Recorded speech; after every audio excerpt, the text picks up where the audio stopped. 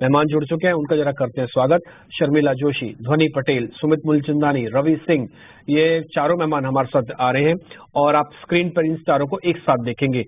बहुत बहुत शुक्रिया, thank you very much Ravi ji, Sharmila ma'am thank you very much, Dhvani Patel आपका भी शुक्रिया और सुमित भाई आपका बहुत बहुत शुक्रिया, थैंक यू वेरी मच आज समय निकालने के लिए। रवि जी, आपका कन्विक्शन वाला ट्रेड कौन सा है सर, क्या खरीदेंगे? देखिए, वैसे तो आज स्टॉक की बास्केट काफी बड़ी है, लेकिन जिस हिसाब से डिम्पी जी ने और आपने माहौल बना दिया है, ऐसे में तो बहुत सोच समझ कर स्टॉक देना पड़ेगा। तो पहला स्टॉक जो मेरा है वो है पावर ग्रिड। इस समय करंट लेवल पर एक बार खरीदारी करके चले, और अगर आज भूल भी जाते हैं तो ज्यादा अच्छा होगा, क्योंकि कल ओपनिंग मार्केट में भी एक ट्रेड में सक्सेसफुल होता हुआ नजर आएगा। 310 के आंकड़े को छू सकता है 287 के स्टॉप लॉस से। और दूसरा स्टॉक जो मैंने चूज किया है वो है पीएफसी। अगर आप फ्यूचर ट्रेडर हैं तो आपके लिए ऑप्शन है, अगर आप कैश में ट्रेड करते हैं तो आप वहां पे भी ट्रेड कर सकते हैं। तो दोनों के लिए ये फुल विन विन सिचुएशन होगी। फ्यूचर वाले भी करंट लेवल पर यहाँ पर बाय करके चल सकते हैं। मुझे लगता है इमीडिएट बेसिस पे 418 420 के टारगेट आपको देखने को मिल सकते हैं। रिस्क रिवॉर्ड बहुत बेहतर है, 399 के स्टॉप लॉस से यहाँ पर पोजीशन ली जा सकती है। ठीक है, पीएफसी और पावर ग्रिड, ध्वनि के दोनों स्टॉक मेटल पैक से, रवि जी के दोनों स्टॉक पावर सेक्टर के। वोडाफोन आइडिया के साथ साथ एक एक्सिस बैंक है जिसके नंबर्स भी ठीक थे, मैनेजमेंट का टेक भी आया, मतलब मैनेजमेंट के बारे में खबर भी आई और करीब 6% ऊपर भी है। डॉक्टर रवि सिंह, एक बार जरा आप बताएंगे एक्सिस बैंक। मैं एक इन्वेस्टर हूं, मेरे को स्विंग ट्रेड नहीं करना, ना मैं नंबर्स के लिए आया हूं, मैं कन्विक्शन के लिए आया हूं कि एचडीएफसी एक ना एक दिन तो थकेगा, तो सारी भागदौड़ आईसीआईसी और एक्सिस को संभालनी पड़ेगी। तो क्या ठीक है एक्सिस बैंक उस जगह पर? बिल्कुल, आपका जो प्रोजेक्शन है वो एकदम करेक्ट स्टैटिस्टिक्स पे बैठता है, और मुझे ऐसा लगता है कि अगर आप एचडीएफसी और खास तौर से इंडसइंड बैंक को भी एक बार यहाँ पर इंक्लूड कर लें, क्योंकि वो भी अपना स्ट्रक्चर बढ़ाता जा रहा है। लेकिन एक्सिस बैंक ने तो जो दौड़ लगाई है 1060 के ऊपर निकलने के बाद, अब रुकने का नाम नहीं ले रहा। तो मुझे ऐसा लगता है कि अगर लॉन्ग टर्म कन्विक्शन के साथ चलें, जैसा आपने बताया, अगर स्विंग ट्रेडर नहीं है तो भी आपको ये 1250 इमीडिएट बेसिस पे, और लंबा अगर रखते हैं तो 1450, यानी लंबे समय के लिए लंबी रेस का घोड़ा कह सकते हैं। तो ये स्टॉक उस टाइप में है, आप इसको बिल्कुल कंसिडर करें। और अब जैसे आपको याद होगा कि पहले बात होती थी तो दो ही स्टॉक की चर्चा होती थी, एचडीएफसी और आईसीआईसी की, लेकिन अब प्राइवेट बैंक की अगर चर्चा होती है तो कहीं ना कहीं से एक्सिस वहां पर लीड लेता हुआ नजर आ रहा है, और वो साफ साफ दिखाई दे रहा है। पिछले कुछ सेशंस में देखे तो एचडीएफसी ने उतने अच्छे परफॉर्मेंस नहीं दी है, उतना जो है वो धनी नहीं किया, लोगों को एक रेंज में रखा है, वहां पर एक्सिस ने बाजी मारी है। तो मुझे लगता है कि कहीं ना कहीं से एक्सिस आपको आगे जो है वो अग्रेसिव रिटर्न दे सकता है। ठीक है, तो स्क्रीन पर ग्लेनमार्क लाइफ के नतीजे आगे हैं। आय में हम देखने की 13.5% की कमजोरी है, 537 करोड़ रुपए का आंकड़ा है, और शेयर है इस वक्त 6% नीचे कारोबार करता हुआ। अचानक से जो ही नतीजा है त्यों ही शेयर में हमने तेज गिरावट देखी है। आय का फिगर कमजोर आया है। ये ईयर ऑन ईयर के ये आंकड़े हैं, बाकी आंकड़ों का इंतजार है कि मुनाफे के आंकड़े कैसे निकल के आते हैं, इस पर भी हम इसको आपको बताएंगे, और मार्जिन के फिगर पर भी नजर रहेगी। लेकिन जो पहला आंकड़ा है वो बाजार को पसंद नहीं आ रहा है, 6.5% टूट गया ये शेयर। इसमें जरा आप बताइए रवि जी, ग्लेनमार्क लाइफ क्या करना चाहिए अभी किसी के पास अगर है तो?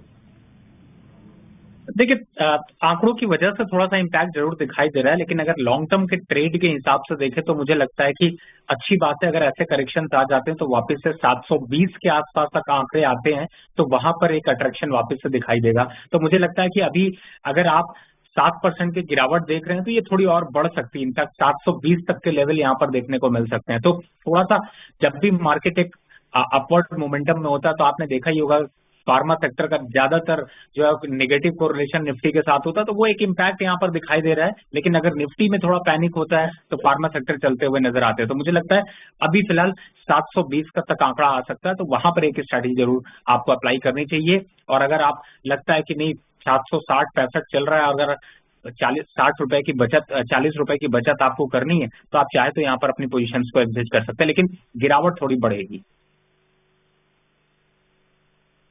भारत फोर्ज पर एक जरा व्यू चाहेंगे आपसे रवि जी, क्योंकि इस पर डबल अपग्रेड आया है बैंक ऑफ अमेरिका का, टारगेट भी उन्होंने बढ़ाया है ठीक ठाक।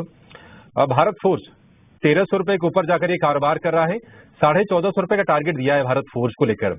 आपके टारगेट्स क्या होंगे अगर किसी को ट्रेड करना हो 2-4 सत्र के लिए? तो देखिए, फिलहाल तो मुझे लगता है अभिषेक जी, भारत फोर्ज रुकने को तैयार है नहीं, और 1450 का तो टारगेट बिल्कुल इमीडिएट के हिसाब से देखें, लॉन्ग टर्म देखें तो मुझे लगता है कि और लॉन्ग टर्म के टारगेट को थोड़ा इंक्रीज करना चाहिए। साल भर के टारगेट 1650 तक के देखने को मिल सकते हैं। और जो अभी हम लोग बात कर रहे हैं, जो मार्केट का मोमेंटम, उसमें BTST में अगर आप जाते हैं तो भी आपके लिए ये स्टॉक बहुत अच्छा है। मोमेंट्री कल जहां तक बात करें तो मुझे ऐसा लगता है कि एक बार 1325 से 1335 तक के लेवल यहाँ पर देखने को मिल सकते हैं। तो मुझे लगता है BTST के हिसाब से भी रिस्क रिवॉर्ड रेशियो अच्छा है। आप अगर स्टॉप लॉस देखते हैं तो जो छोटे ट्रेडर हैं, इमीडिएट बेसिस पे देखते हैं, उनके लिए 1290 का क्लोजिंग स्टॉप लॉस यहाँ पर एक बार को लेकर चला जा सकता है। बट स्ट्रक्चर बहुत अच्छा है। जब से ये 1220 के ऊपर निकला है तो उसके बाद से तो इसने एट रैंडम तेजी यहाँ पर बनाकर रखी है। तो मुझे लगता है कि मोमेंटम काफी अग्रेसिव है। ठीक है, मोमेंटम काफी एग्रेसिव है, ये शेयर जरूर ध्यान रखिएगा। एक जुबलेंट इंग्रीविया नाम की कंपनी है, जुबलेंट इंग्रीविया, एक बार जरा आप दिखाएंगे, स्क्रीन पर आपके आ जाएगी वो जुबलेंट इंग्रीविया। मैंने जरा उसके चार्ट भी अब दिखा दिए, जरा स्क्रीन पे दिखाइएगा। ये शेयर बढ़िया बेस बनाया हुआ है। आज ना हमारे एक एनालिस्ट जुड़े थे, रवि जी, आज हमारे एक एनालिस्ट थे, उनका नाम बताता हूँ, उनका नाम है कपिल। उन्होंने ना एक बहुत बढ़िया बात बताई, बोले जाने को बाल नहीं आने को हाथी है। तो मैंने आज याद कर लिया, वो दिन में उनसे मैं बातचीत कर रहा था। ये कंपनी का जब मैं चार्ट देख रहा हूँ तो मेरे को भी ऐसे ही लग रहा है कि जाने को बाल नहीं और आने को हाथी है। अगर गया तो बहुत छोटा लॉस होगा और आया तो फिर बहुत बड़ा प्रॉफिट होगा। एक बार अपनी राय आप बता दीजिए इस पे। हमने तो जो देखना था वो देख लिया चार्ट पे। हाँ, बिल्कुल सही कहा उन्होंने। देखिए, वैसे मैं बताऊं आपको तो केमिकल इंडस्ट्री के स्टॉक्स जो जब चलते हैं ना तो उनपे कोई रोक टोक नहीं दिखाई देती है, और जब रुकते हैं या गिरते हैं तो भी उसी तरीके से रहता है। तो इसीलिए यहाँ पर अब करंट लेवल पे देखें तो जो सिनेरियो बन रहा है, चार्ट आपने इतना बेहतरीन दिखा रखा है, जो रेंज आप यहाँ पर बनाकर दे रहे हैं तो उसमें आप लोअर रेंज अगर देखते हैं तो वो 420 की बन रही है, और अपर रेंज देखते हैं तो 520 की, यानी कि आने के लिए यहाँ से 560 रुपए से मिनिमम आपको 80 से 70 पॉइंट तक, 70 से 80 पॉइंट तक आएंगे, यानी कि 640 और 680 तक के टारगेट के लिए ये फाइट करता हुआ नजर आएगा। तो मुझे ऐसा लगता है कि रिस्क रिवॉर्ड रेशियो बहुत बेहतरीन है। अगर थोड़ा लंबा सोचते हैं तो 520 का स्टॉप लॉस डालिए और बने रहिए। और मुझे वैसे लगता भी है कि केमिकल इंडस्ट्री में जब मोमेंटम आता है तो फिर रुकता नहीं है। तो बिल्कुल सही कहा। और वैसे भी आपकी तो खास बात ही है कि आपकी नजरों से कुछ बचने वाला है नहीं, बीच बीच में भी पकड़ पकड़ के भी पैसे आप छीनते रहते हैं स्टॉक मार्केट से। तो मुझे लगता है कि डिप्टी जी बिल्कुल कंटिन्यू करना चाहिए। ठीक है, जुबलेंट इंग्रीविया 40 रुपए नीचे का स्टॉप लॉस लगा के चलना है आपको, और 640 पहला टारगेट, पार हुआ तो 680 ये दूसरा टारगेट होगा। रवि जी आपके पास आएंगे, आपके BTST के सौदे कौन से हैं सर, क्या खरीदेंगे आप? देखिए अभिषेक जी, मैं बड़ा कंफ्यूजन में पड़ा हूं, क्योंकि मैंने PFC फ्यूचर में आपको अभी जस्ट BTST भी बोला था और आपके पावर प्ले सेगमेंट में भी दिया था। 411.50 के पास आ गया। अगर किसी ने फ्यूचर में ले रखा हो तो भाई थोड़ा सा बुक कर सकते हो। 15,000 रुपए आपको पर लॉट पे पर ट्रेड पे मिल रहे होंगे। लेकिन अगर आप कंटिन्यू करते हो तो आप इसको BTST में भी कंटिन्यू कर सकते हो। तो ये एक कंटिन्यूटी अपडेट है। लेकिन दो स्टॉक मुझे अच्छे लग रहे हैं। एक है GMR इंफ्रा।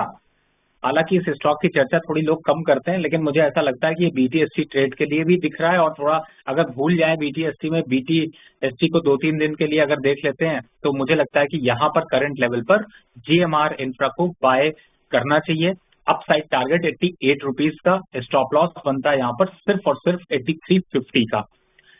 तीसरा एक स्टॉक कह लें या दूसरा कह लें, एक सेल पे आ रहा है क्योंकि सब बाय करके जाना थोड़ा रिस्की लग रहा है। तो एक SBI लाइफ को फोकस करें फ्यूचर में, और इस समय चल रहा है 1456 1457 के पास। लेकिन मुझे लगता है कि ये कॉन्फिडेंस अपना लूज कर रहा है।